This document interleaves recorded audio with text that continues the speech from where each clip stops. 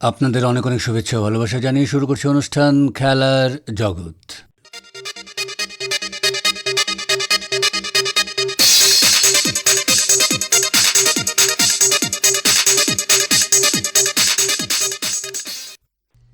অন্যান্য বছরের মতো এবারও মিডিয়া ক্রিকেট ফেস্ট শুরু হয়েছে শিলচরে। বরাক উপত্যকা ক্রীড়া সাংবাদিক সংস্থা বাক্সের ব্যবস্থাপনায় গত 17 মার্চ থেকে শিলচর জেলা ক্রীড়া সংস্থার সতীন্দ্রমোহন দেব মেমোরিয়াল স্টেডিয়াম মাঠে শুরু হয়েছে 14তম মিডিয়া ক্রিকেট প্রতিযোগিতা। এবারের প্রতিযোগিতায় মোট 5টি দল অংশগ্রহণ করেছে।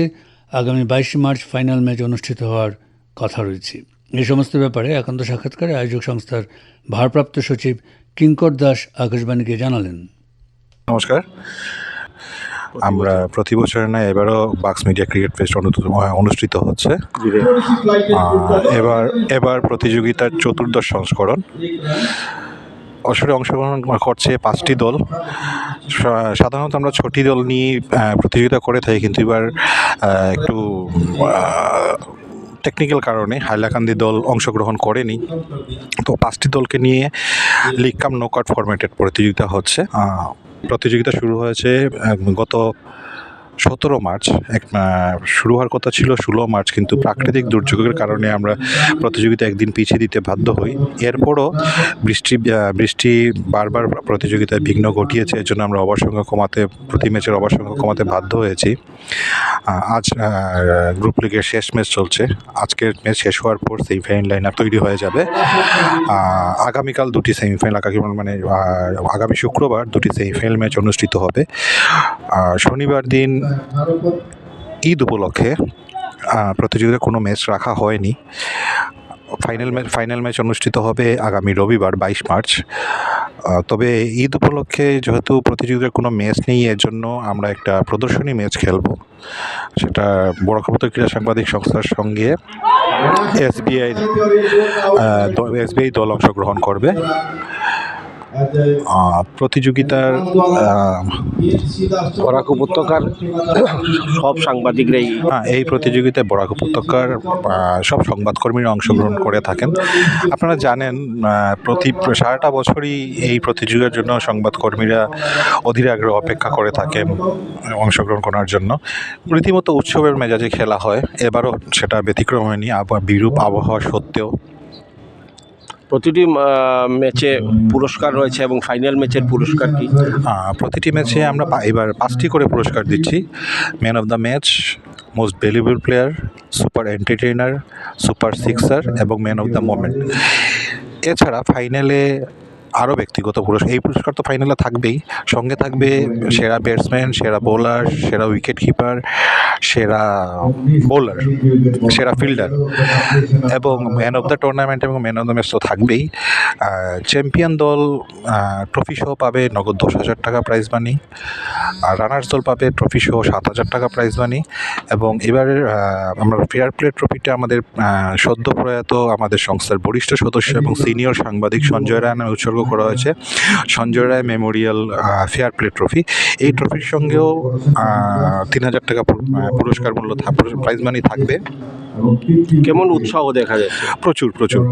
এবার আগে বললাম না, সারা বছর এই সংবাদকর্মীরা এই প্রতিযোগিতার অপেক্ষা করে থাকেন, কিন্তু এবারও সেই উৎসাহ উদ্দীপনা রয়েছে।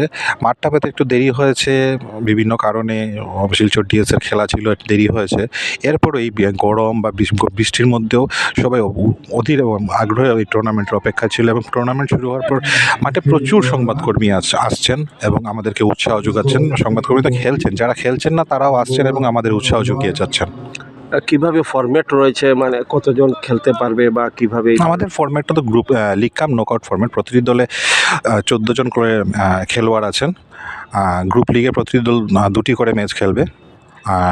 গ্রুপের সেরা 4 দল সরাসরি সেমিফাইনালে অংশগ্রহণ করবে। এখন পর্যন্ত সেমিফাইনালে নিশ্চিত করেছে কোন দল? এখন পর্যন্ত এবারের ফরম্যাটটা একটু মজাদার এই জন্য, যেহেতু আমরা লটারি করে প্রত্যেকটি দল 2টো করে ম্যাচ খেলার সুযোগ পেয়েছে, তাই চারটে দলের মধ্যে কোনো একটা দল যদি দুটো ম্যাচও হেরে যায় বা দুটো দল দুটো করে ম্যাচ হেরে যায় নিজেদের, এরপরে ওদের সেমিফাইনালে যাওয়ার একটা সুযোগ থাকবে, তখন রান রেট পিরিয়ড। এ পর্যন্ত এখন গ্রুপ লিগের শেষ ম্যাচ চলছে, এরপরই পুরো সেমিফাইনাল লাইন আপটা ঠিক হবে। কিন্তু আপাতত একটি দল, যেটা রুবিকা খবর হিরোজ খুব সম্ভবত, সেই দলটা নিজের দুটো ম্যাচ জিতেছে এবং তোরা সেমিফাইনাল অলরেডি কোয়ালিফাই করেছে। বাকি তিনটে দল এই ম্যাচ শেষ হওয়ার পর ঠিক হবে কে কোন পজিশনে থাকবে এবং একটা দল প্রতিযোগিতা থেকে বেরিয়ে যাবে। মোটামুটি 4টি দল নিশ্চিত করেছে সেমিফাইনালকে। এই দলগুলো কি কি? চারটি দল নিশ্চিত হয়নি, তিনটি দল নিশ্চিত হয়েছে। একটি দল এই লাস্ট গ্রুপ লিগ ম্যাচটা শেষ হওয়ার পর একটি দল নির্বাচিত হবে। 3টি দল নিশ্চিত খেলবে সেমিফাইনাল। তিনটি দল নিশ্চিত। সেই 3টি দল Paramount news Rockerz, Barak Rubika খবর হিরোজ এবং বরাক বুলেটিন। আজ বরাক বুলেটিন আর নববার্তা মিডিয়াভার্সের খেলা চলছে। এই খেলার যদি নববার্তা মিডিয়াভার্স জিতে যায়, ওরা সরাসরি কোয়ালিফাই করে যাবে। যদি হেরে যায়, তাহলে ডন বস্কো নিউজ রকার্সের সঙ্গে ওদের একটা পয়েন্ট রান রেটের একটা তুলনা করা হবে। যে দলের রান রেট বেটার থাকবে ওরা কোয়ালিফাই করবে। এবারের যেটা মানে প্রতিযোগিতা কিছুটা হলেও জৌলুস কম, কেন আমাদের বাক্সের একজন কর্মকর্তা যিনি সক্রিয় ছিলেন, সঞ্জয় রায়, তার মৃত্যুতে উদ্বোধনী বা সেই ধরনের না, সঞ্জয়দার স্মৃতিতে আমরা এবার কোনো ধরনের কোনো আড়ম্বরতা রাখিনি। আমরা উদ্বোধনী অনুষ্ঠান পুরোপুরি বাতিল করেছি। তাছাড়া প্রতি বছর খেলা চলাকালীন মাইক বাজানো হয়, গান বাজানো হয়, এমনকি 4 ছক্কা মারলে সেলিব্রেট করা হয়। এবার এসব কিছু রাখা হয়নি এবং টুর্নামেন্টটা আমরা সঞ্জয় রায়ের নামে উৎসর্গ করেছি। সম্প্রতি হায়দ্রাবাদে অনুষ্ঠিত জাতীয় স্তরের টাইকোয়ান্ডো প্রতিযোগিতায় অংশ নিয়ে হাইলাকান্দির প্রতিযোগীরা সাফল্যের সঙ্গে পদক লাভ করেন। এই ব্যাপারে আকাশবাণীকে দেওয়া একান্ত সাক্ষাৎকারে পদকপ্রাপ্ত প্রতিযোগী পঞ্চমী দাস বললেন, হাইলাকান্দিতে টাইকোয়ান্ডো অনেক ভালোই চলছে। আমাদের সব ইভেন্টেই ন্যাশনাল লেভেলের প্লেয়ার আছে। তো হাইলাকান্দি থেকে ইতিপূর্বে বিভিন্ন স্তরের প্রতিযোগিতায় অংশ নেওয়া হয়েছে বোধহয়। হ্যাঁ হ্যাঁ, আপনি জাতীয় স্তরের প্রতিযোগিতায় অংশ নিয়েছিলেন এবং পদকও লাভ করেছিলেন। এ ব্যাপারে হ্যাঁ, যদি হ্যাঁ। বলেন। আমি 2025 জানুয়ারি অ্যান্ড ফেব্রুয়ারি মাসের মধ্যে একটা গেম হয়েছিল উত্তরাখণ্ড হলদুয়ানিতে। হুম হুম ওইখানে আমি 3 নম্বর পজিশন লাভ করি।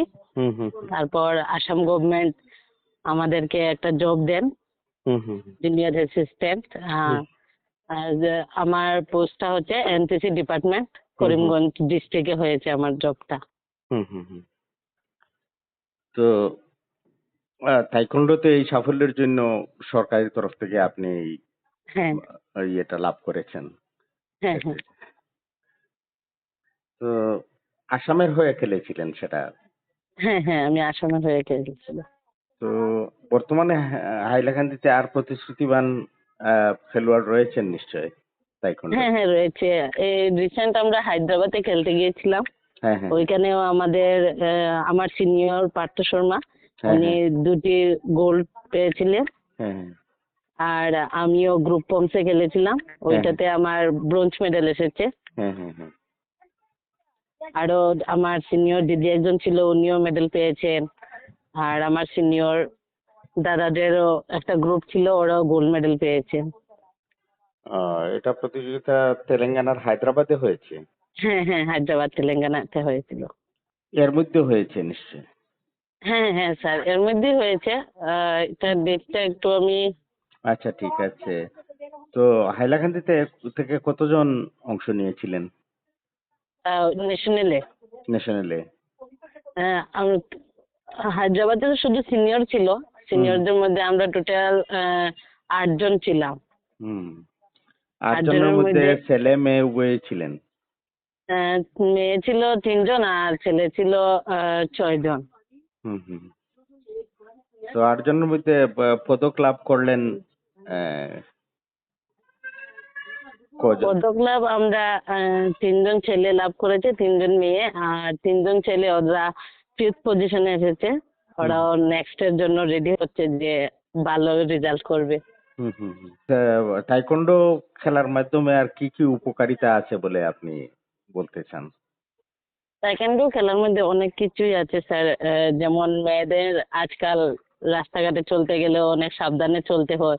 হুম, এই হুম, জন্য আমাদের তাইকোয়ান্ডোর মধ্যে মাধ্যমে সেলফ ডিফেন্সও শেখানো হয়, হুম, হুম, যেটা হুম। মেয়েদের জন্য অনেক জরুরি। নিরাপত্তার আর জন্য। হুম, হ্যাঁ, হ্যাঁ। তারপর হলো যে অনেকের উম স্টু- মানে স্কুল স্টুডেন্ট থাকে যে কনফিডেন্স থাকে না যে কি করবে কি না করবে। তাইকোয়ান্ডো খেললে আর কি মাইন্ডটা একদম চেঞ্জ হয়ে যায়, হুম, হুম, অন্যরকম থাকে, পড়াশোনা থাকে, একটা খেলাধুলাতে থাকে মানুষ। হুম, হুম, হুম। মানসিক সাহস এবং এগুলো হ্যাঁ, হ্যাঁ, আহ, তাছাড়া শারীরিক ফিটনেসের ব্যাপারেও হ্যাঁ, হয়তো। হ্যাঁ, হ্যাঁ, হ্যাঁ স্যার। হুম। তো হাইলাকান্দিতে এর মধ্যে কোনো প্রতিযোগিতা আয়োজন করার সম্ভাবনা রয়েছে কি? রিসেন্ট আমাদের ডিস্ট্রিক্ট টুর্নামেন্ট একটা হয়েছিল। হুম, হুম, হুম। ওইটাতে আমাদের যত একাডেমি ছিল সবাই এসে এখানে খেলা করেছিল। হ্যাঁ। ডিস্ট্রিক্ট টুর্নামেন্টটা হাইলাকান্দির ওই ইনডোর স্টেডিয়ামেই হ্যাঁ, হয়েছে। ইন্ডোর স্টেডিয়ামে হয়েছিল স্যার। হুম। হাইলাকান্দিতে ওই ইনডোর স্টেডিয়ামে যারা খেলে তারা বিভিন্ন বয়সের জুনিয়র সিনিয়র রয়েছে। হ্যাঁ, একটা গ্রুপ থাকে বিলো ইতিহাস, হুম, হুম, হুম। যারা 6 থেকে 8 বছরের মধ্যে থাকে, ওদের একটা ইভেন্ট থাকে, ওদের ন্যাশনাল হয় না, হুম, হুম। বাচ্চারা তো ওদের একটু মোটিভেশনের জন্য, স্পোর্টসের প্রতি আগ্রহ হওয়ার জন্য ওদের জন্য আমাদের অল আসামে খেলা হয়ে থাকে, হুম, হুম, হুম। ওইখানে ওরা যায়। আর তারপর থাকে একটা সাব জুনিয়র, হুম, হুম, হুম। তারপর ক্যাডেট, জুনিয়র, সিনিয়র। আমাদের হাইলাকান্দি ডিস্ট্রিক্ট থেকে সব ক্যাটাগরিতে এবার আমাদের ন্যাশনাল মেডেল এসেছে। হুম, হুম। তো এখানে ভর্তি হতে বয়সের কোনো বার নেই সম্ভবত। বয়সের বার সম্ভবত হলো মানে 5+ হতে লাগে, যে বাচ্চা একটু বুঝবে যে কি করছে কি না করছে। হুম, হুম, হুম। 5+ হলে আমাদের এখানে এডমিশন হয়ে যায়, সব জায়গায় 5+ লাগে। হুম, হুম, হুম, হুম। অভিভাবকরা আজকাল কতটা উৎসাহিত তাইকোন্ডোতে দেওয়ার ব্যাপারে? অনেক উৎসাহিত। আমি মানে হাইলাকান্দি ডিস্ট্রিক্টটা অত বড় নয়, তবুও অনেকে আমাকে দেখে, যখন আমি খেলাধুলা করছি, ক্লাসে যাচ্ছি, কলেজেও পড়াশোনা করছি, সবাই আমাকে দেখে অনেক আগ্রহ, সবাই বলে থাকে। হসপিটালেও যেমন আমি কোনো সময় যাই, আমাকে দেখে বলে যে তুমি স্পোর্টসম্যান নাকি? আমি বলি হ্যাঁ, তাই আমার বাচ্চাকেও দেবো, তুমি হুম, কোথায় কোথায় খেলো। সবাই আর কি জানতে থাকে আমার কাছ থেকে কি কি করলে কি হয়। হুম, তাই হুম, আমিও হুম, সবাইকে ভালো থেকে হুম, বুঝিয়ে দিই ওদেরকে যে এরকম এরকম হয়। আমার স্যার আছেন বিভাভূষণ চক্রবর্তী, হুম, হুম, হুম, উনিও শিখান, আমার সিনিয়ররাও আছে, ওরাও শিখান। হুম, হুম, হুম। তাইকোন্ডো নিয়ে আর ভবিষ্যতে আপনার আর কোনো পরিকল্পনা রয়েছে কি? তাইকোয়ান্ডো নিয়ে মানে আমার জীবনের লক্ষ্য হলো যে আমি এই তাইকোয়ান্ডো কোনোদিনই ছাড়তে চাই না। হুম, আমাদের তাইকোয়ান্ডোতে 65 ইয়ার পর্যন্ত খেলা হয়। হুম, হুম, শ্রীভূমি জেলা ক্রীড়া সংস্থা 60-এর দশকের প্রাক্তন রাজ্য খেলোয়াড় অনাদি দাস জেলার ক্রিকেট খেলার পাশাপাশি ফুটবল খেলা চর্চা আরও বাড়ানো হোক, এই মন্তব্য করে এক সাক্ষাৎকারে আমাদের জানালেন।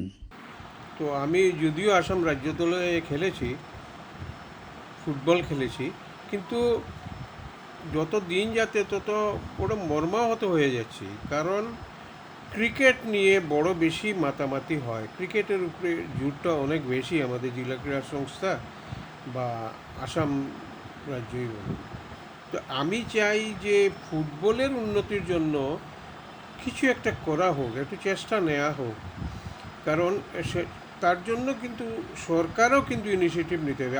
আমরা যখন স্কুলে পড়াশোনা করতাম তখন আমাদের স্কুল লেভেলে খেলাধুলার ভীষণ ছিল, উৎসাহ ছিল। প্রত্যেক স্কুলে একজন স্পোর্টস টিচার থাকতেন।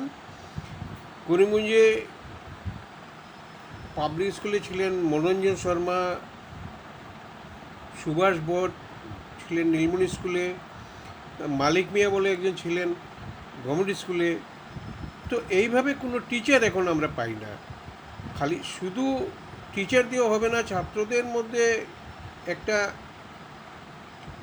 উৎসাহ যোগাতে হবে এবং সেটা সরকার থেকে করতে হবে। টুর্নামেন্ট বলে একটা জিনিস ছিল আমাদের সময়, সেই টুর্নামেন্টটা ছিল আমাদের সময় ছিল একটা উৎসবের মতো। সেই টুর্নামেন্টে খেলার ধরুন আমরা অনেকেই রাজ্য স্তরে জেলা স্তরে আমরা খেলেছি, এবং এখন শুধু দেখি যে ক্রিকেট নিয়ে মাতামাতি হচ্ছে। ক্রিকেট হোক, কে না চায় ক্রিকেট। আমিও ক্রিকেট খুব ভালোবাসি, আমিও খেলতাম। তো শুধু ক্রিকেট নিয়ে মাতামাতিটা একটু বেশি হয়ে যাচ্ছে। ক্রিকেটের প্রতি যেন সবার একটা ঝোঁক হয়ে গেছে। তো আমি চাই ফুটবলটা আবার, ফুটবলের একটা প্র্যাকটিস হোক, ফুটবল নিয়ে মাতামাতি চলুক। ফুটবল নিয়ে যদি এই অঞ্চলে যদি একটু মাতামাতি হয়, আগের মতো স্কুল টুর্নামেন্ট হয়, স্কুল লিগ হয়। আমাদের সময় স্কুল লিগ ছিল এবং সেটা মাঠে উপচে পড়া ভিড় ছিল, লোকে লোকারণ্য থাকতো স্কুলের এই টুর্নামেন্ট দেখতে বা স্কুল লিগ দেখতে। এখন আজ অনেক বছর ধরে সেই খেলাটা বন্ধ হয়ে গেছে, স্কুল লিগ হয় না। আমাদের সময় 2টা ডিভিশন ছিল, এ ডিভিশন, বি ডিভিশন। তো বি ডিভিশনে আমরা শুরুতেই আমরা খেলেছি, সেই বি ডিভিশন থেকে পরের বার আমরা এ ডিভিশনে আসি। সেই সময়ের যে খেলায় এবং সেই এ ডিভিশনের সিলেকশন থেকে আমাদেরকে জেলা স্তরে খেলার সুযোগ আমরা পেয়েছিলাম। তো এই ব্যাপারে আমি চাই আমাদের সরকার একটু এগিয়ে আসুক।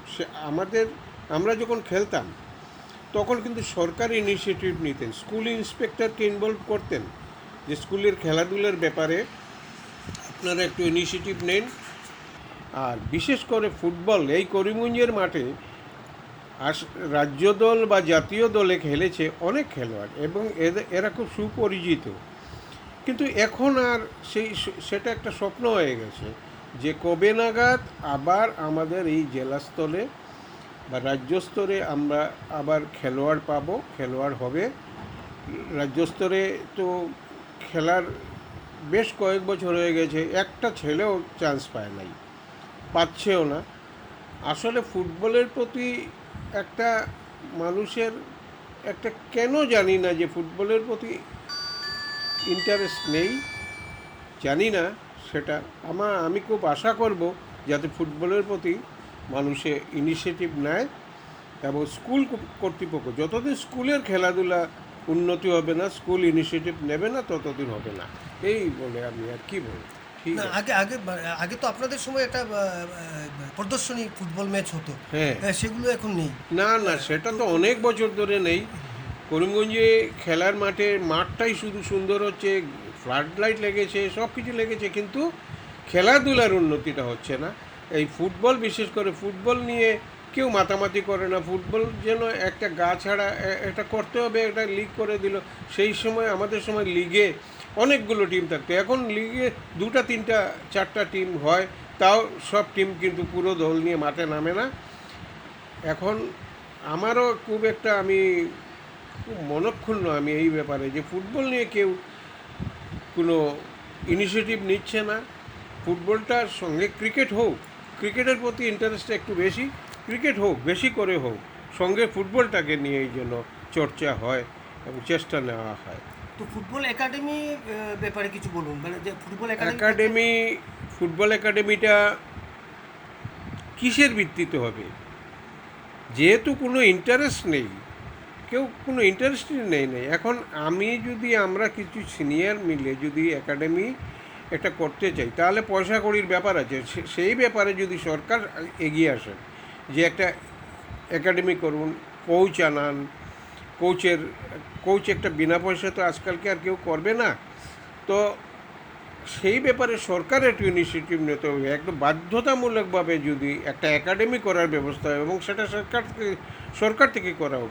সেটার মধ্যে ভলিবল, ক্রিকেট, ফুটবল, অ্যাথলেট সব কিছু থাকুক সেই একাডেমিতে, এবং সেটা সরকার থেকে যদি দায়িত্ব নেয় এবং সেটা জেলা ক্রীড়া সংস্থারে যদি পরিচালনার দায়িত্বটা দেয়, তাহলে আমি আশা করি হয়তো আগামীতে খেলাধুলার উন্নতি হবে, বিশেষ করে ফুটবল তো উন্নতি হবেই। এই বলে তো আপনাদের সময় যে ফিজিক্যাল ইনস্ট্রাক্টররা ছিলেন, হ্যাঁ, সে সময় মানে খেলাধুলার ব্যাপারে অনেক উৎসাহ থাকতো। তো স্কুলের এখন বর্তমান সময়ে এই প্রজন্মকে খেলাধুলার প্রতি মানে আকর্ষণ করতে গেলে না, কি পদক্ষেপ নেওয়া প্রয়োজন? সেটা নেই। কোনো স্কুলে খুব ইন্টারেস্টেড টিচার নেই যে খেলাধুলার ব্যাপারে জানে, খেলাধুলার ব্যাপারে ইনিশিয়েটিভ নেই। আমি একটা চিন্তা করেছিলাম, একবার আমি বলেছিলাম, বিশেষ করে পাবলিক স্কুলে গভর্নিং বডিতে আমি যখন ছিলাম তখন আমি বলেছিলাম যে প্রত্যেকটা স্কুলে, সেই স্কুলের বা করিমগঞ্জের কিছু প্রাক্তন খেলোয়াড় যারা আছে তাদেরকে যদি ডেকে নিয়ে গিয়ে যদি বলা হয় যে আমাদের স্কুলকে একটু কোচিং করো, তাহলে আমি মনে করি অনেকেই রাজি হবে। আমি তো সবার আগে রাজি হব, যদিও আমার একটু বয়স হয়ে গেছে, তবু আমি সবের আগে রাজি হব। আমাকে যদি কোনো স্কুল যদি একটা দায়িত্ব দেয়, বলে তুমি আমার স্কুলটাকে ট্রায়াল করো, একটা কোচিং করো, আমি স্বতঃস্ফূর্তভাবে বিনা পয়সা বিনা পারিশ্রমিকে আমি সেটা করতে রাজি আছি। এইভাবে আমার মতো অনেকেই আসবে। করিমগঞ্জে আমার বন্ধুবান্ধব অনেক প্রাক্তন খেলোয়াড় আছে, তারাও কিন্তু, আমরা কিন্তু মাঝে মধ্যে যেখানে বসে আড্ডা মারি সেখানে আমরা এই ব্যাপারেই আলোচনা করি এবং সবাই কিন্তু আমরা ইন্টারেস্টেড, কিন্তু আমাদের তো কেউ পাত্তাই দেয় না, কেউ বুঝতেই চায় না যে খেলাধুলাটা সমাজের লাগি, আমাদের দেশের লাগি, দশের লাগি আমাদের খুব প্রয়োজন। খেলাধুলা শুধু মোবাইল ছেলেরা শুধু মোবাইলের উপরেই পড়ে আছে। বাস এইটুকু বড় দুঃখ পাই, যদি আবার মৃত্যুর আগে যদি দেখে যেতে পারি যে খেলাধুলার প্রতি ইনিশিয়েটিভ নেওয়া হচ্ছে, খেলাধুলার উন্নতি হচ্ছে, তাতেই মৃত্যুকালে একটু খুশি পাবো। তো এই আমাদের রাজ্যের প্রত্যেকটা জেলায় যদি এভাবে মানে ফুটবল খেলা বা অন্যান্য খেলার প্রতি যদি সরকারি নজর বা জেলা ক্রীড়া সংস্থাগুলোর যদি নজর থাকে, হ্যাঁ, তাহলে সেক্ষেত্রে কি মনে হবে, আপনার মনে হচ্ছে? সেটা শুধু করিমগঞ্জের খেলাধুলা যে পিছিয়ে আছে তা নয়, সমগ্র রাজ্যতেই পিছিয়ে আছে। দুঃখের ব্যাপার যে আমাদের সময় আসামের ফুটবল টিম বা ক্রিকেট টিম জাতীয় দলে খেলার মতো অনেক প্লেয়ার বেরিয়েছে, জাতীয় স্তরেও কিন্তু খুব সুনাম ছিল। এখন অনেক বছর ধরে আসামের কে স্থান নেই। কিছু অ্যাথলিট, কিছু এসব আছে যারা হয়তো অলিম্পিকে খেলছে, এশিয়ান গেমসে খেলছে, কিন্তু ফুটবল, ক্রিকেটে আজ পর্যন্ত আসাম থেকে এই রিসেন্টলি জিম্বাবুয়ে ট্যুরে রিয়ান বলে একটা ছেলে ক্রিকেটে ভারতীয় দলে খেলেছে, কিন্তু সেই পারফরমেন্স নেই। আর তো আসাম থেকেও কেউ গিয়ে খেলতে পারছে না। জানি না কেন এইসব দিনের পর দিন একদম নষ্ট হয়ে যাচ্ছে, সেই ইন্টারেস্ট নেই। যতদিন স্কুলের খেলাধুলার উন্নতি হবে না, স্কুলের টিচাররা যতদিন এগিয়ে আসবেন না, সেই আর খেলাধুলার উন্নতি হওয়ার কোনো সম্ভাবনাই থাকবে না। যে কোনো স্কুলেই টিচার যারা থাকে তাদেরকে স্পোর্টসের জ্ঞান থাকার মতো টিচার স্কুলে ডেপুট করা হোক, স্টেট লেভেলে, ডিস্ট্রিক্ট লেভেলে বা এইভাবে স্কুলে এদেরকে অ্যাপয়েন্ট দেওয়া হোক, তাহলে হয়তো কিছুটা উন্নতি হতেও পারে। এইটুকু আর কি। আর আপনার বয়সভিত্তিক যদি ফুটবল খেলা শুরু হয়, তাহলে আপনার কি মনে হয়, যদি বয়সভিত্তিক, যেমন 13 অনূর্ধ্ব, 16 অনূর্ধ্ব? না, এসব তো কথা ঠিক আছে। আসলে 13 হোক, 14, 12, 20 হোক, 25 হোক, কেউ তো খেলতে চাইছে না, কেউ তো ইনিশিয়েটিভ নিচ্ছে না। যখন দেখা যাবে আমাদের সময় অনেক প্লেয়ার ছিল, অনেক খেলা হতো, যার জন্য আমাদের সময় বি ডিভিশন, এ ডিভিশন হতো। আমরা যখন আরকেজন ট্রফিটা যে বছর আমরা চ্যাম্পিয়ন হই, করিমগঞ্জে এত খেলোয়াড় ছিল যে আমাদের করিমগঞ্জের দুটো টিম ছিল, একটা রেড এবং একটা ব্লু। এখন একটা টিমই করতে গেলে মাথার ঘাম পায়ে পড়ে, সেটা সম্ভব হচ্ছে না। একদম গ্রাসরুট থেকে ইনিশিয়েটিভ নেওয়া উচিত, গ্রাসরুট থেকে ট্রায়াল করে ছেলেদের ইনিশিয়েটিভ নেওয়া উচিত, মেয়েদের নেওয়া উচিত। তাহলে হয়তো আগামীতে আমরা হয়তো দেখতে পারবো যে খেলাধুলার প্রতি একটা উন্নতি হচ্ছে, একটা ইন্টারেস্ট আছে।